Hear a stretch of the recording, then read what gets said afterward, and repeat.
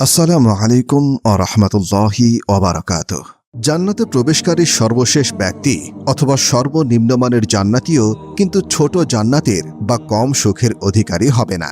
এ ব্যাপারে মহানবী সাল্লাল্লাহু আলাইহি ওয়াসাল্লাম বলেছেন, সর্বশেষে যে ব্যক্তি জাহান্নাম থেকে বের হয়ে জান্নাতে প্রবেশ করবে তার সম্পর্কে অবশ্যই আমার জানা আছে। এক ব্যক্তি হামাগুড়ি দিয়ে বা বুকে ভর দিয়ে চলে জাহান্নাম থেকে বের হবে। তখন আল্লাহ তাআলা বলবেন, যাও জান্নাতে প্রবেশ করো। সুতরাং সে জান্নাতের কাছে এলে তার ধারণা হবে যে জান্নাত পরিপূর্ণ হয়ে গেছে। ফলে সে ফিরে এসে বলবে, হে প্রভু, জান্নাত তো দেখলাম পরিপূর্ণ। আল্লাহ তাআলা বলবেন, যাও জান্নাতে প্রবেশ করো। তখন সে জান্নাতের কাছে এলে তার ধারণা হবে যে জান্নাত তো ভরে গেছে। তাই সে আবার ফিরে এসে বলবে, হে প্রভু, জান্নাত তো ভর্তি দেখলাম। তখন আল্লাহ তাআলা বলবেন, যাও জান্নাতে প্রবেশ করো। তোমার জন্য থাকলো পৃথিবীর সমতুল্য ও তার 10 গুণ পরিমাণ বিশাল জান্নাত, অথবা তোমার জন্য পৃথিবীর 10 গুণ পরিমাণ বিশাল জান্নাত রইল। তখন সে বলবে, হে প্রভু, তুমি কি আমার সাথে ঠাট্টা করছো অথবা আমার সাথে হাসি মজা করছো? অথচ তুমি বাদশাহ, হাসি ঠাট্টা তোমার শোভা পায় না। তখন আমি রাসূল সাল্লাল্লাহু আলাইহি ওয়াসাল্লামকে এমনভাবে হাসতে দেখলাম যে তার চোয়ালের দাঁতগুলি প্রকাশিত হয়ে গেল।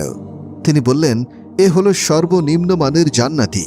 এই জান্নাতি যখন জান্নাতের বাসস্থানে প্রবেশ করবে তখন তার 2 হুরি স্ত্রী তার নিকট এসে বলবে, সে আল্লাহর প্রশংসা যিনি তোমাকে আমাদের জন্য এবং আমাদেরকে তোমার জন্য বাঁচিয়ে রেখেছেন। তখন সে বলবে, আমাকে যে দেওয়া হয়েছে তা অন্য কাউকে দেওয়া হয়নি। বিচার দিনে মুমিনরা মাত্র জোহর থেকে আসরের সময় অবধি অপেক্ষা করবে, অতঃপর তাদেরকে জান্নাতে প্রবেশাধিকার দেওয়া হবে।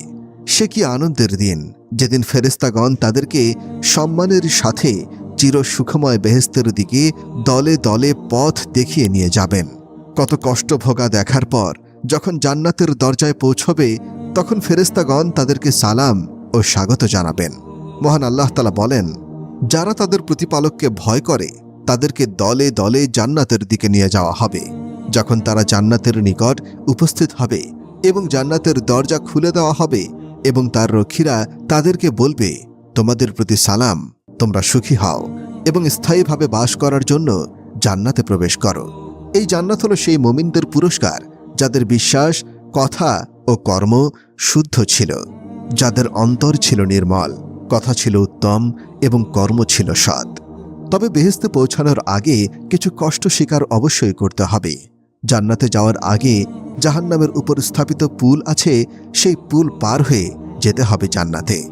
পুল পার হওয়ার আগে মোমেনদের আফসোসের দেনা পাওনার প্রতিশোধ নেয়ার ব্যবস্থা করা হবে জান্নাতে প্রবেশের জন্য। আমাদের শেষ নবী সাল্লাল্লাহু আলাইহি ওয়াসাল্লাম আল্লাহর দরবারে সুপারিশ করবেন।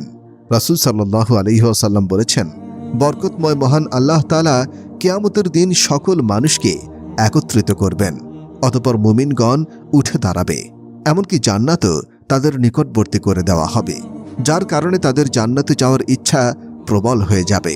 সুতরাং তারা আদম আলাইহিস সালামের নিকট আসবে, অতঃপর বলবে, হে আমাদের পিতা, আমাদের জন্য আল্লাহর কাছে জান্নাত খুলে দেওয়ার আবেদন করুন। তিনি বলবেন, তোমরা কি জানো না যে একমাত্র তোমাদের পিতার ভুলই তোমাদেরকে জান্নাত থেকে বহিষ্কার করেছে? সুতরাং আমি এর যোগ্য নই। তোমরা আমার ছেলে ইব্রাহিম আলাইহিস সালামের কাছে যাও। নবীজি সাল্লাল্লাহু আলাইহি ওয়াসাল্লাম বলেন, তারপর তারা ইব্রাহিম আলাইহিস সালামের নিকট যাবে। ইব্রাহিম আলাইহিস সালাম বলবেন, আমি এর উপযুক্ত নই। আমি আল্লাহর খলিল ছিলাম বটে, কিন্তু এত উচ্চ মর্যাদার অধিকারী নই। অতএব তোমরা মুসা আলাইহিস সালামের নিকট যাও, যার সঙ্গে আল্লাহ তাআলা সরাসরি কথা বলেছেন। ফলে তারা মুসার নিকট যাবে, কিন্তু তিনি বলবেন, আমি এর যোগ্য নই। তোমরা আল্লাহর কালেমা ও তার রূহ ঈসার নিকট যাও। কিন্তু ঈসা আলাইহিস সালাম বলবেন, আমি এর উপযুক্ত নই। অতঃপর তারা মুহাম্মদ সাল্লাল্লাহু আলাইহি ওয়াসাল্লামের নিকট আসবে। সুতরাং তিনি দাঁড়াবেন, অতঃপর তাকে দরজা খোলার অনুমতি দেওয়া হবে, আর আমানত ও আত্মীয়তার বন্ধনকে ছেড়ে দেওয়া হবে। সুতরাং উভয়ে পুলসিরাতের দুদিকে ডানে ও বামে দাঁড়িয়ে যাবে। অতঃপর তোমাদের প্রথম দল বিদ্যুৎ গতিতে অতি দ্রুত বেগে পুল পার হয়ে যাবে। আমি আবু হুরায়রা বললাম, আমার পিতা মাতা আপনার জন্য কোরবান হোক। বিদ্যুতের মতো গতিতে পার হওয়ার অর্থ কি? তিনি বললেন, তোমরা কি দেখোনি যে বিদ্যুৎ কিভাবে চোখের পলকে যায় আসে? অতঃপর দ্বিতীয় দল বাতাসের মতো গতিতে পার হবে, অতঃপর পরবর্তী দল পাখির মতো এবং মানুষের দৌড়ের মতো গতিতে তাদেরকে নিজ নিজ আমল পার করবে। আর তোমাদের নবী পুলসিরাতের উপর দাঁড়িয়ে থাকবেন। তিনি বলবেন, হে প্রভু, বাঁচাও, বাঁচাও। শেষ পর্যন্ত তাদের আমলসমূহ অক্ষম হয়ে পড়বে। এমনকি কোনো ব্যক্তি পাছা ছ্যাঁচড়াতে ছ্যাঁচড়াতে পুলসিরাত পার হবে, আর সিরাতের দুই পাশে আখড়া ঝুলে থাকবে। যাকে ধরার জন্য আদিষ্ট তাকে ধরে নেবে। অতঃপর কিছু লোক জখম হলেও বেঁচে যাবে, আর কিছু লোককে মুখ থুবড়ে জাহান্নামে ফেলা হবে। সেই সত্তার কসম যার হাতে আবু হুরায়রার প্রাণ আছে, নিশ্চয়ই জাহান্নামের গভীরতা ৭০ বছরের দূরত্বের পথ। মুসলিম। জান্নাতে সর্বপ্রথম যিনি প্রবেশাধিকার লাভ করবেন তিনি হলেন সর্বশ্রেষ্ঠ ও সর্বশেষ নবী মুহাম্মদ সাল্লাল্লাহু আলাইহি ওয়াসাল্লাম। আর উম্মতসমূহের মধ্যে সর্বপ্রথম জান্নাতে প্রবেশ করবেন তারই উম্মত। এ হল মহান আল্লাহ কর্তৃক প্রদত্ত বিশেষ সম্মান। মহানবী সাল্লাল্লাহু আলাইহি ওয়াসাল্লাম বলেন, আমি সর্বপ্রথম জান্নাতের দরজায় করাঘাত করব। আমি জান্নাতে প্রথম সুপারিশকারী হব। তিনি আরো বলেন, আমি জান্নাতের নিকট এসে তার দরজা খুলতে বলবো। দারোয়ান ফেরেশতা বলবে, কে আপনি? আমি বলবো, মুহাম্মদ। দারোয়ান বলবেন, আমি আদিষ্ট হয়েছি যেন আপনার পূর্বে অন্য কারো জন্য দরজা না খোলা হয়। তিনি আরো বলবেন, আমরা দুনিয়ায় সর্বশেষে এসেছি, আখিরাতে সর্বপ্রথম কিয়ামতে উপস্থিত হব, আর আমরাই সর্বপ্রথম জান্নাতে প্রবেশ করব। এই উম্মতের মধ্যে সর্বপ্রথম যে দলটি জান্নাতে প্রবেশ করবে তা হল মুহাজিরদের সর্বোত্তম একটি দল। মুহাজিরদের সর্বপ্রথম একটি দল জান্নাতে প্রবেশ করবে। তাদের চেহারা হবে পূর্ণিমার চাঁদের মতো উজ্জ্বল। যে দলের ঈমান হবে সর্বোচ্চ শিখরে, তাকওয়া ও পরহেজগারি হবে সবার শীর্ষে, এবং আমল হবে সবচেয়ে উত্তম। রাসূল সাল্লাল্লাহু আলাইহি ওয়াসাল্লাম বলেছেন, জান্নাতের প্রথম প্রবেশকারী দলটির আকৃতি পূর্ণিমা রাতের চাঁদের মতো হবে। অতঃপর তাদের পরবর্তী দলটি আকাশের সবচেয়ে উজ্জ্বল নক্ষত্রের ন্যায় জ্যোতির্ময় হবে।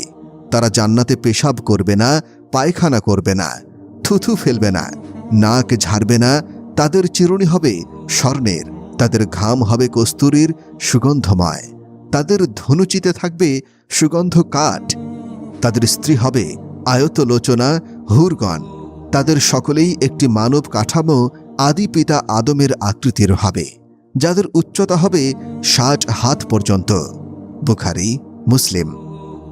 অন্য এক বর্ণনায় আছে যে জান্নাতে তাদের পাত্র হবে স্বর্ণের, তাদের গায়ের ঘাম হবে কস্তুরীর ন্যায় সুগন্ধময়। তাদের প্রত্যেকের জন্য এমন দুজন স্ত্রী থাকবে যাদের সৌন্দর্যের দরুন মাংস ভেদ করে পায়ের নলার হাড়ের মজ্জা দেখা যাবে। তাদের মধ্যে কোনো মতভেদ থাকবে না, পারস্পরিক বিদ্বেষ থাকবে না। তাদের সকলের অন্তর একটি অন্তরের মতো হবে। তারা সকাল সন্ধ্যায় তাসবিহ পাঠে রত থাকবে। আল্লাহর রাসূল সাল্লাল্লাহু আলাইহি ওয়াসাল্লাম বলেন, আমার কাছে সকল উম্মত পেশ করা হলো। আমি দেখলাম কোন নবীর সাথে কতিপয় ৩ থেকে ৭ জন অনুসারী লোক রয়েছে, কোন নবীর সাথে ১ অথবা ২ জন লোক রয়েছে। কোন নবীকে দেখলাম তার সাথে কেউ নেই। ইতিমধ্যেই বিরাট একটি জামাত আমার সামনে পেশ করা হলো। আমি মনে করলাম এটি আমার উম্মত, কিন্তু আমাকে বলা হলো যে এটি হযরত মূসা আলাইহিস সালাম ও তার উম্মতের জামাত। কিন্তু আপনি অন্য দিগন্তে তাকান। অতঃপর তাকাতেই আরও একটি বিরাট জামাত দেখতে পেলাম। আমাকে বলা হলো যে এটি হলো আপনার উম্মত, আর তাদের সঙ্গে রয়েছে এমন ৭০,০০০ লোক যারা বিনা হিসেবেই জান্নাতে প্রবেশ করবে। এ কথা বলে তিনি উঠে নিজ বাসায় প্রবেশ করলেন। এদিকে লোকেরা ওই বেহেশতি লোকদের ব্যাপারে বিভিন্ন আলোচনা শুরু করে দিল, যারা বিনা হিসাবে বেহেশতে প্রবেশ করবে। কেউ কেউ বলল, সম্ভবত ওই লোকেরা হলো তারা যারা আল্লাহর রাসূল সাল্লাল্লাহু আলাইহি ওয়াসাল্লামের সাহাবা। কিছু লোক বলল, বরং সম্ভবত ওরা হলো তারা যারা ইসলামে জন্মগ্রহণ করেছে এবং আল্লাহর সাথে কাউকে শরীক করেনি। আরও অনেকে অনেক কিছু বলল। কিছুক্ষণ পর রাসূল সাল্লাল্লাহু আলাইহি ওয়াসাল্লাম তাদের নিকট বের হয়ে এসে বললেন, তোমরা কি ব্যাপারে আলোচনা করছো? তারা ব্যাপার খুলে বলল। তিনি বললেন, ওরা হলো তারা যারা ঝাড়ফুঁক করে না, ঝাড়ফুঁক করায় না এবং কোনো জিনিসকে